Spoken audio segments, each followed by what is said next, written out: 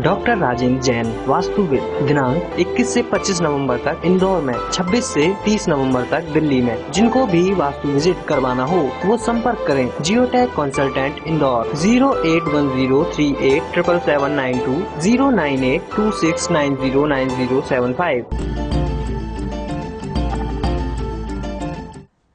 जय जिनेन्द्र बंधुओं, बहुत बहुत स्वागत है आपका हमारे इस विशेष कार्यक्रम जैन वास्तु का रहस्य में। मैं हूं अमित जैन। तो चलिए एक बार पुनः अपने सफर को शुरू करते हैं और मिलते हैं डॉक्टर राजेंद्र जैन जी से और कुछ नई बात जानने का प्रयास करते हैं डॉक्टर साहब से। डॉक्टर साहब जय जिनेन्द्र। जय जी। बहुत बहुत स्वागत है आपका हमारे इस कार्यक्रम में। आज हम एक विशेष चर्चा आपसे करना चाहेंगे कि कई बार हमने देखा है, हमारे दर्शकों की तरफ से हमें कुछ इस तरह के हमारे पास शंकाएं आई थी समाधान के लिए कि कई बार हम लोग देखते हैं कि मंदिरों के जब धार्मिक आयोजन होते हैं तो उसमें एक शिलान्यास की क्रिया की जाती है। कोई भी मांगलिक कार्य होता है, मंदिर का होता है या कोई वेदी का होता है या शिखर का होता है या कोई भी मांगलिक कार्य हो, कोई हॉस्पिटल बनना हो, तो जब भी संतों के पास जाते हैं, किसी विधानाचार्य के पास जाते हैं तो वो एक शिलान्यास की क्रिया जरूर बताते हैं। आज हम आपसे ये जानना चाहेंगे कि क्या जो हम अपना गृह बनाते हैं या जो अपना हम व्यापार करते हैं, कोई भूमि पर अपनी फैक्ट्री या किसी भी तरह का कोई कार्य करना होता है तो उसके लिए भी क्या कोई शिलान्यास की विधि बताई गई है शास्त्रों में? निस्संदेह जैन आगम में गृह शिलान्यास और मंदिर शिलान्यास दोनों की पृथक पृथक विधियां और पृथक पृथक मुहूर्त हैं जी।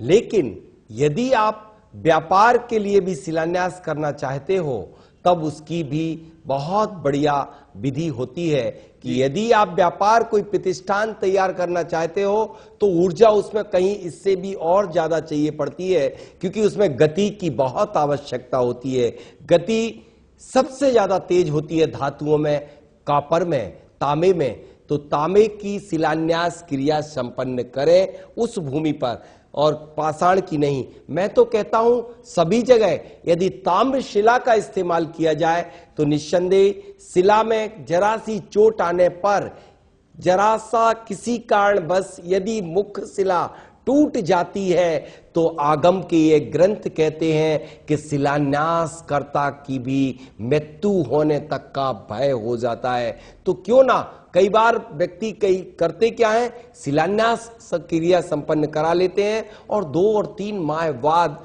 कहीं निर्माण कार्य प्रारंभ करते हैं तो उनको ये मालूम नहीं होता शिलान्यास कहाँ किया गया।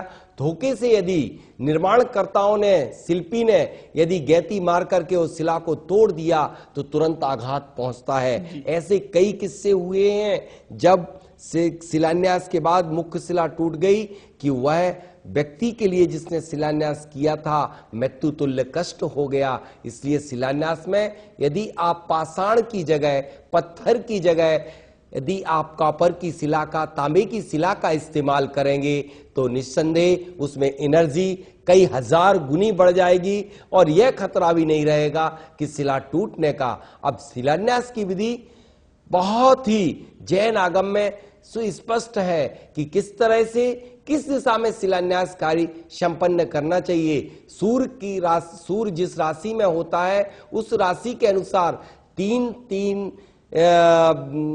राशियां एक एक विदिशा में होती हैं। इस तरह से 30 को 12 राशियां 12 माह में एक एक विदिशाओं में शिलान्यास क्रिया संपन्न करना चाहिए। जी बिल्कुल डॉक्टर साहब, हम आपसे जानना चाहेंगे हमारे दर्शकों के लिए कि आज आप हमको वो बिल्कुल विधि विधान पूर्वक वो पूरी क्रिया, हम चाहेंगे कि वो सामग्री जो इस शिलान्यास की क्रिया में प्रयुक्त होती है उसको भी लेकर आप हमारे दर्शकों को आज शिलान्यास की विधिवत प्रक्रिया बताएं, जिससे कि हमारे दर्शकों को यह अच्छे से ज्ञान हो सके कि क्या सही विधि है और किस तरीके से शिलान्यास करना चाहिए।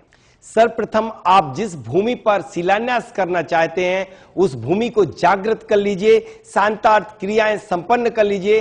तदुपरांत बात अधोमुख नक्षत्र में जिस स्थान पर, जिस राशि के अकॉर्डिंग सूर हो उसके अनुसार उस जगह पर एक खाद विचार हेतु एक गड्ढा खोदें। गड्ढा कहां खोदेंगे? जिस तरह से कि अभी सूर मीन के चल रहे हैं और मीन के सूर में और कुंभ के सूर में और मेष के सूर में वायव्य कोण पर गड्ढा खोदना चाहिए। वायव्य कोण पर एक गड्ढा इस तरह से खोदें कि खोदने के उपरांत उस गड्ढे में सुबह जाकर के चारों तरफ 24-24 आम के पत्तों के माध्यम से चारों दिशाओं में 4 बंधनवार बांध दें। उसके बाद उस गड्ढे की जल के द्वारा शुद्धि करें, कपड़े के द्वारा शुद्धि करें, अग्नि जला करके शुद्धि करें। शुद्धि करने के उपरांत उस गड्ढे के चारों तरफ आग्नेय आदि कोण में चारों तरफ एक नांगफणी 4 कीलें गाड़ दें।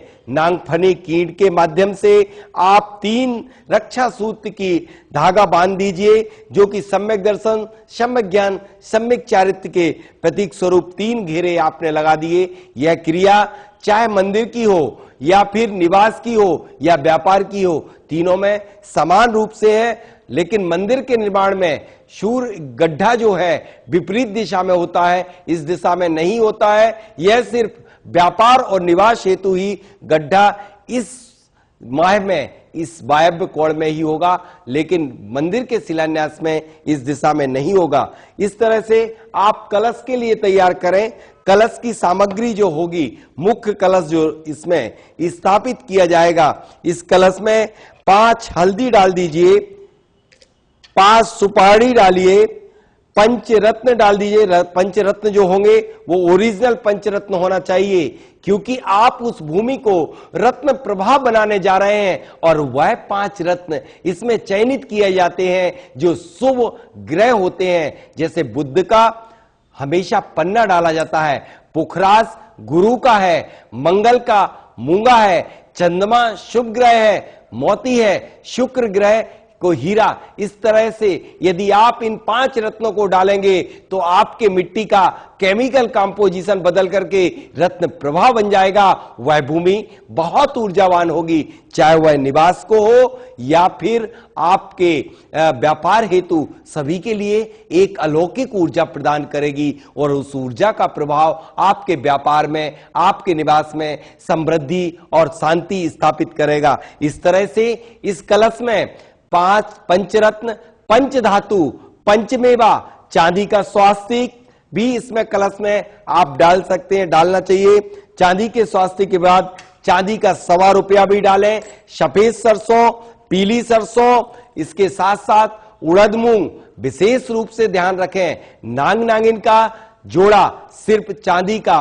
आप पार्श्वनाथ भगवान के जो रक्षक देव हैं, धर्मेंद्र पद्मावती, इनके हेतु, रक्षा हेतु आप इसमें नांग नागिन का जोड़ा अवश्य डालें। इस तरह से जब कलश पूर्ण भर जाए तब उसके ऊपर एक सुंदर चांदी का या ताम्र का इसके ऊपर दीपक रखें, जिसकी चारों दिशाओं में यह बाती लगी होना चाहिए। घी सिर्फ गाय के घी का प्रयोग करना चाहिए। गाय का घी ही सिर्फ भूमि की सारी नकारात्मक ऊर्जा को पलायन कराता है। अब इस गड्ढे में मार्जन करने के उपरांत, साफ शुद्ध करने के उपरांत, इस गड्ढे में आप 49 वास्तु देवताओं के अर्घ्य आप चढ़ाइए। भो इंद्र वास्तु देवाय वास्तु शांतिम कुरु कुरु स्वाहा। भो ईशान वास्तु देवाय वास्तु शांतिम कुरु कुरु स्वाहा। भो यम वास्तु देवाय वास्तु शांतिम कुरु कुरु स्वाहा। भो नैऋत्य वास्तु देवाय वास्तु शांतिम कुरु कुरु स्वाहा। भो पवन वास्तु देवाय वास्तु शांतिम कुरु कुरु स्वाहा।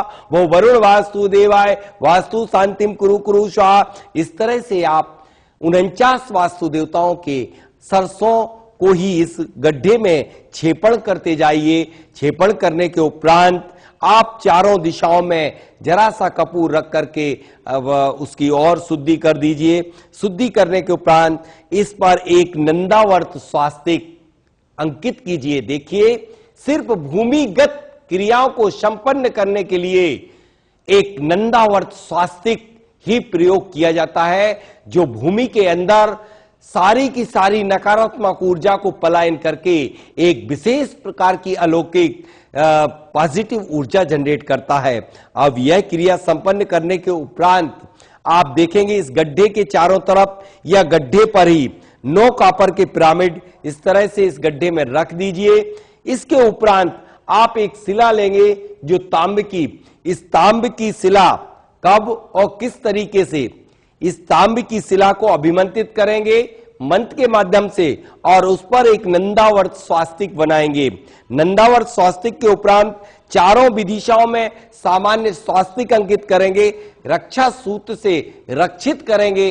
रक्षित करने के उपरांत जो व्यक्ति शिलान्यास करेगा, मुख्य शिला को रखेगा, उन सभी लोगों के स्वर सिर्फ चंद होना चाहिए। चंद स्वर जिन लोगों के चल रहे हों, चाहे वह शिलान्यास कर्ता ने अपनी मंदिर हेतु बोली भले ली हो, लेकिन यदि उसका स्वर चंद नहीं चल रहा है तो उससे शिलान्यास ना कराएं। शिलान्यास सिर्फ उसी व्यक्ति से संपन्न कराएं जिसका स्वर सिर्फ चंद हो, अन्यथा विघ्न आएगा, विलंब होगा, बाधाएं आएंगी। उस समय की चेष्टाओं को अवश्य देखें। शिलान्यास करते वक्त आपको सारे संकेत प्राप्त होते हैं कि किस तरीके से, किस समय में, किस तरीके से, किस समय में यह निर्माण कार्य होगा। चंद स्वर में देखते हुए और अर्घ बोलते हुए सभी से, उन लोगों से हाथ लगवा लें जिन लोगों के चंद स्वर चल रहे हो। इस तरह से इस शिला को मध्य स्थल पर स्थापित कर दें। शिलान्यास से पूर्व जिस शिल्पी के लिए ग्रह का निर्माण करना है, उस शिल्पी का तिलक और रक्षा सूत्र बांध करके उससे भी चंद स्वर में ओम हुम छूम फट स्वाहा बोलते हुए 5 गैती अवश्य लगवाएं। या फिर इस बात का ध्यान रखें कि जब वह गैती चला रहा हो उसका स्वर भी चंद और उस गैती की आवाज भूमि में किस तरह की आ रही है। यदि आवाज बहुत तीखी होती है, चिंगारी आग की निकलती है, तो निश्चित निर्माण में झगड़े, विघ्न, बाधाएं आती हैं। यदि बड़ी सावधानी पूर्वक मिट्टी में आवाज आती है, मधुर वाणी आती है, तो निर्विघ्न वह कार्य संपन्न हो जाता है। देखिए इस तरह का रक्षा सूत्र का प्रयोग करें। चूंकि ये पंच परमेष्ठी के प्रतीक स्वरूप यह 5 रंग है। अब शिलान्यास की मुख्य शिला आपने स्थापित कर दी। मुख्य शिला के बाद आप देखते जाएंगे कि पूर्व दिशा में हिराम शिला, सामने पूर्व दिशा है, हिराम शिला को पूर्व दिशा में स्थापित करेंगे और ह्रीम शिला को ओम ह्राम, ह्रीम शिला, ये ह्रीम शिला है, ह्राम ह्रीम। ह्रीम शिला के लिए आप दक्षिण दिशा में ह्रीम शिला को स्थापित की जाएगी। इस तरह से ये ह्रीम शिला स्थापित हो गई। अब हुरूम शिला को पश्चिम दिशा में स्थापित करेंगे। यह हुरूम शिला है। मंत्र का उच्चारण अवश्य करें। और हरौम शिला उत्तर दिशा में स्थापित की जाएगी। हरौम शिला, यह 5 शिलाएं अभिमंत्रित होंगी पहले एक एक माला से। हरौम शिला और हीरा शिला, यह हीरा शिला है। इसको मध्य ब्रह्म स्थल में नंदावर्त के ऊपर रखते हैं। अब इसके उपरांत कलश को ओम ह्रीम कलश स्थापिनम करोमि, और इसके बाद अखंड सौभाग्यवती महिला से मंगल कलश ओम ह्रीम कलश स्थापिनम करोमि, इस तरह से ये कलश स्थापित कर दें। मुख्य कलश के उपरांत चारों विदिशाओं में एक एक कलश रखते जाइए। चारों विदिशाओं में उस कलश में भी वही सामग्री होगी जो मुख्य कलश में होगी। इस तरह से चारों विदिशाओं में यह कलश स्थापित। मंत्र का ओम ह्रीम कलश स्थापनम करोमि, ओम ह्रीम आग्नेय कोणेषु आग्नेय कलश स्थापनम करोमि, ओम ह्रीम नैऋत्य कोणेषु नैऋत्य कलश स्थापनम करोमि, ओम ह्रीम वायव्य कोणेषु वायव्य कलश स्थापनम करोमि। इस तरह से आप चारों दिशाओं और चारों विदिशाओं के हेतु आप यह मंगल कलश आपने मांगलिक भावनाओं के साथ चंद स्वर में स्थापित कर दिए। इसके उपरांत इस भूमि में, इस कलश में भी पारा की मात्रा डालें।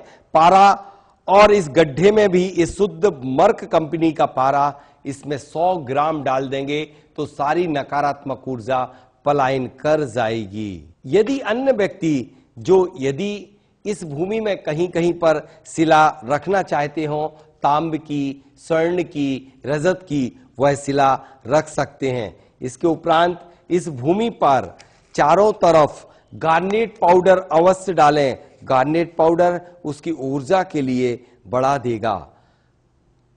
आप जब भूमि को तैयार करते हैं, सुसज्जित करते हैं, रंगोली डालते हैं, उसमें चंदन जरूर डालें। चंदन को ओरिजिनल चंदन डाल करके और उसको सुगंधित कर दीजिए, क्योंकि आप विभिन्न प्रकार के चतुर्निकाय के देवों को आमंत्रित करते हैं, तब वह सुगंध पाकर के बहुत प्रसन्न चित्त हो जाते हैं। यह क्रिया पूर्ण तब माने जब इस तरह से जलते हुए दीपों के चारों तरफ एक दीवार खड़ी करें और ऊपर से एक स्वास्तिक अंकित करके और शिला को रख ढक दीजिए। कभी भी शिलान्यास को खुला ना छोड़ें। कभी भी शिलान्यास के दीपों को जलते हुए पैक करें। यदि इस तरह से जलते हुए दीपों को आप शिलान्यास में पैक करेंगे तो यह ज्योत जीवंत होती है। ऐसा माना जाता है कि जो जलते हुए दीप जिस शिलान्यास में गर्भ विन्यास में स्थापित किए जाते हैं, वह ज्योत कभी भी नहीं बुझती है। वह दीप हमेशा जलते रहते हैं, बशर्ते शिलान्यास करता स्वयं पुण्यशाली जीव हो और चंद्र स्वर में शिलान्यास क्रिया संपन्न की गई हो। इसके उपरांत आप शांत्यार्थ हवनार्थ क्रियाएं संपन्न करें। शिलान्यास पूर्ण होने पर शांत्यार्थ हवनार्थ क्रियाएं उस भूमि पर संपन्न करें। शांति विधान पूर्व में ही कर लें। यदि पूर्व में समय ना हो तो इसके उपरांत शांति विधान किया जा सकता है। इस कार्यक्रम को अभी यहाँ पर विराम देंगे और अगले अंक में हम एक बार पुनः आपके सामने उपस्थित होंगे कुछ ऐसी ही विशेष जानकारियां लेकर। तब तक के लिए देखते रहिए पारस चैनल और जुड़े रहिए जैन वास्तु का रहस्य कार्यक्रम से। जय जिनेन्द्र। डॉक्टर राजेंद्र जैन वास्तुविद, दिनांक 21 से 25 नवंबर तक इंदौर में, 26 से 30 नवंबर तक दिल्ली में। जिनको भी वास्तु विजिट करवाना हो वो संपर्क करें जियोटेक कंसल्टेंट इंदौर 08103877792 09826909075। अधिक जानकारी हेतु संपर्क करें जियोटेक वास्तु सॉल्यूशन एवं रिसर्च सेंटर 11/8 मीरापत धेनु मार्केट इंदौर मध्य प्रदेश। वास्तु विजिट हेतु कॉल करें 08103877792 09826909074। फी सलाह हेतु कॉल करें 08982339085। पुस्तक एवं सामग्री हेतु संपर्क करें 08103877792